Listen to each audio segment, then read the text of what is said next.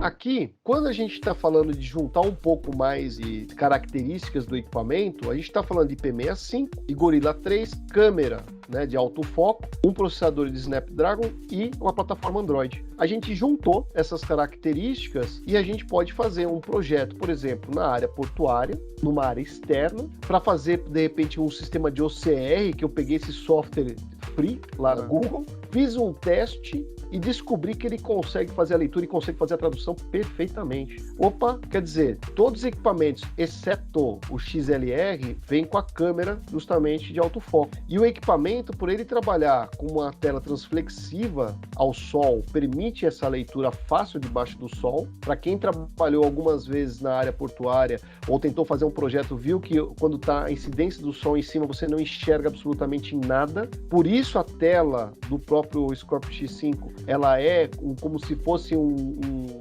pouquinho mais... O pessoal fala que é opaca, na verdade não é opaca. Ela trabalha com vidro, que ela, se vier a influência da iluminação por cima, você não perde a leitura. O fato dele pegar chuva, né, permite que ele consiga trabalhar, por exemplo, no ambiente aberto. E ainda você tem algumas outras coisas que eu vou falar pela frente, inclusive do próprio touch não perder a sensibilidade. Novamente, eu estou mostrando aqui que características individuais dos equipamentos permitem você ter uma operação, permite você trabalhar numa determinada operação. Então, por isso que às vezes falar, novamente, não adianta falar separado. É importante você sempre juntar essas características para que o equipamento possa realmente ser bem utilizado. Bom, da resistência do display falamos há pouco. Então, tudo aquilo que eu falei sobre características técnicas de impactos e outras coisas mais, isso se traduz também em mais tempo no equipamento na operação e traduz também, basicamente, de menor custo de reparos. Então, às vezes o pessoal acha que é mais caro, mas o fato é, se você consegue trabalhar com esse equipamento durante mais tempo,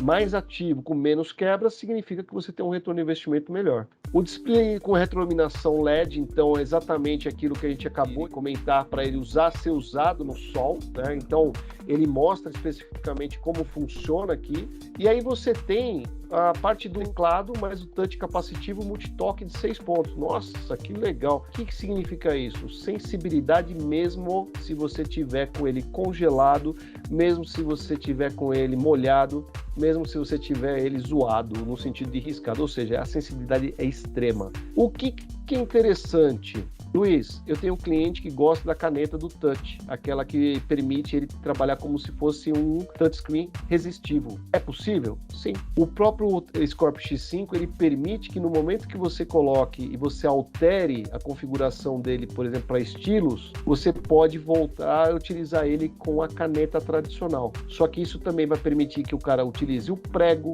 que ele utilize a caneta Bic do lado da caneta, não da tampinha. Vai permitir que ele utilize qualquer coisa pontuda para poder machucar o display. Vai riscar e é mais um ponto aí que você desgaste. Ah, tá bom, mas se ele quiser usar uma luva, pode usar. Ele vai ficar um pouco mais lento, porque no momento do toque da luva, ele está sugerindo que você quer que, por exemplo, o equipamento ele tenha uma sensibilidade que aceite o uso da luva. Ah, mas é luva especial, de borracha, com ponteira? Não, porque como você habilita o lado estilos, ou seja, de você utilizar uma caneta, ele habilita qualquer objeto a fazer isso. Agora, detalhe, quando você faz isso, você perde um pouco da sensibilidade para digitar. Mas a aplicação do cliente são ícones grandes e é só para eu tocar na tela para abrir a aplicação. O resto eu uso pelo teclado. Beleza, é com você. É uma orientação que você tem que fazer isso para o cliente. Ô Luiz, uma dúvida com relação à parte de condensação. Okay. Os equipamentos do X5, se alguém perguntar, esse equipamento já é preparado para ser resistente à condensação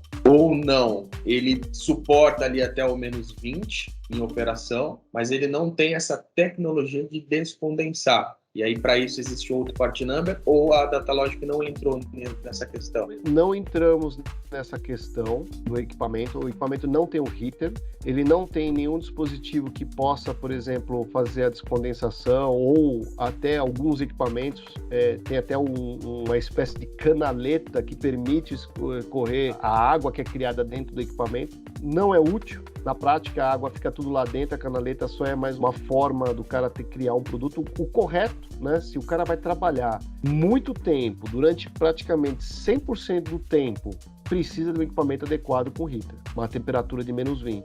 Luiz, mas eu tenho uma operação, por exemplo, que a pessoa entra, faz a leitura e sai, e esse mesmo cara vai carregar o caminhão com o coletor. Serve? Sim.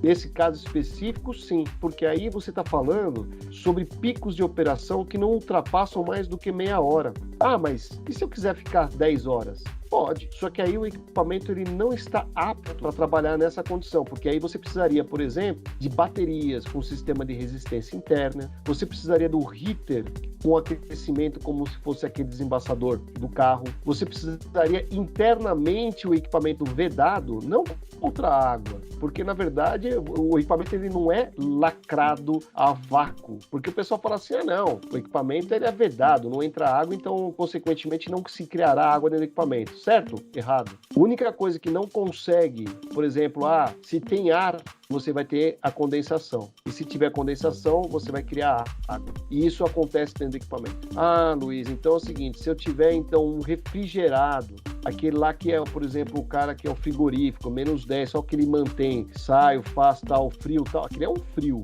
né? 5 graus é congelado? É, mas você na operação da anticâmera, ele vai de 5 a 10 graus positivos em média. Dentro da câmera refrigerada congelada, você vai lá de -5 a -20. E a operação, se ele, por exemplo, ele tem que fazer a contagem lá dentro, fazer tudo isso, aí você vai apelar para outros projetos, que seria o voice picking, seria a parte dos coletores com sistema de aquecimento. E um detalhe que eu tenho para contar, né? Todos os equipamentos, inclusive os coletores que têm sistema de heater, que tem um sistema de condensação, que tem um sistema da placa, por exemplo, passar uma química especial para aguentar e suportar a condensação, todo fabricante, se você ler o manual, aquele de 300 páginas, ele recomenda que o equipamento a cada 6 meses seja aberto e seja vedado novamente e seja novamente passado, por exemplo, passe por uma manutenção para tirar todas as partes de umidade e alguns componentes sejam trocados. Infelizmente, nenhum dos nossos fabricantes gerais, né, eles passavam essa recomendação. Então, o equipamento, depois de 1 ano, mesmo ele sendo a prova de água, aspas, por fora, ele não é a vácuo, então cria-se água dentro. Depois de 1 ano, a bateria já não dura mais. Depois de 1 ano, você tem que trocar vários lacres. Depois de 1 ano, você tem que reformar o equipamento inteiro. Ah, mas não existe equipamento? Sim, existiu o equipamento, mas nem é fabricado mais. Eu não vou falar o nome, mas era um equipamento que custava $5.000. Ele tinha todos esses componentes. Componentes protegidos à água, sistema de aquecimento, tinha aquecimento do vidro da frente, aquecimento do vidro de trás, tinha um sistema de, por exemplo, proteção emborrachado dentro que permitia que o equipamento pudesse pegar água. Era um equipamento quase indestrutível, só que custava $5.000. Aí o pessoal fez equipamentos com um sistema de aquecimento para desembaçar, para ele poder fazer a leitura, porque o grande vilão, você acha que o pessoal está interessado se está embaçado ou não? Não, o grande vilão é, leu o código de barra? Putz, não leu, por quê? Está embaçado à frente do display. Aí a operação parou, esse é o vilão. Então, o que o pessoal acaba se preocupando é com isso. Vale o trabalho, mas precisa lá dentro.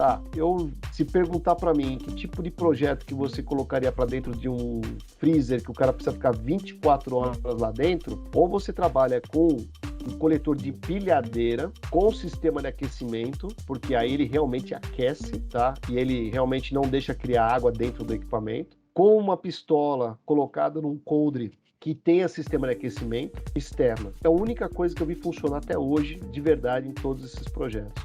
Mas aí o que é? 24 horas de operação. O cara não sai. A empilhadeira, às vezes, ela sai, o equipamento passa 2 horas fora e depois ele volta para lá e trabalha mais 24 horas, que é o tempo de trocar a bateria. Então, assim, a gente pode até montar um capítulo para falar de congelados. Mas aí, infelizmente, nesse tema eu não vou conseguir falar tecnicamente sobre nossos equipamentos, a não ser que seja uma operação realmente de refrigerado ou de congelado, de até -20, vamos dizer assim, onde você faça entradas e saídas do freezer durante o dia, sem ficar mais do que meia hora cada vez que você entra. Fora isso aí é um outro capítulo à parte. Mas, só para deixar você feliz, eu vou mostrar daqui a pouco uma coisa interessante. Esse acelerômetro em 3 eixos aqui, mas giroscópio, ele permite que você vire o equipamento da esquerda para a direita, da direita para a esquerda, e você vai fazendo. Isso é normal. É que tem equipamento que tem só o giroscópio, mas aí o nosso tem o giroscópio mais o acelerômetro.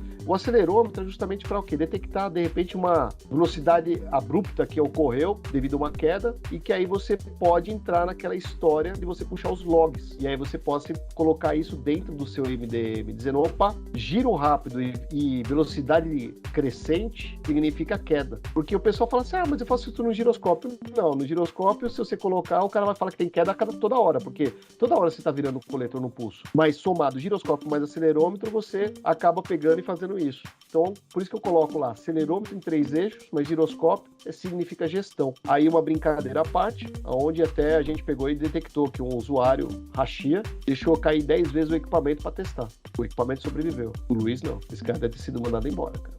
Mas isso é interessante para a tua operação. Na tua operação, eu acho que quando você dá esse tipo de informação que o equipamento pode fornecer, é que entra a inteligência da revenda, entra a inteligência do processo. E aí que o cara já nem tá olhando sinceramente o coletor, não. Peraí, o coletor tem acelerômetro em 3 eixos mais giroscópio, aí você pode colocar no MDM e criar uma regra dizendo que se tantas vezes caiu, manda um alerta pro cara, trava o coletor, faz alguma coisa? Pode. Então você começa a vender algo diferenciado para eles.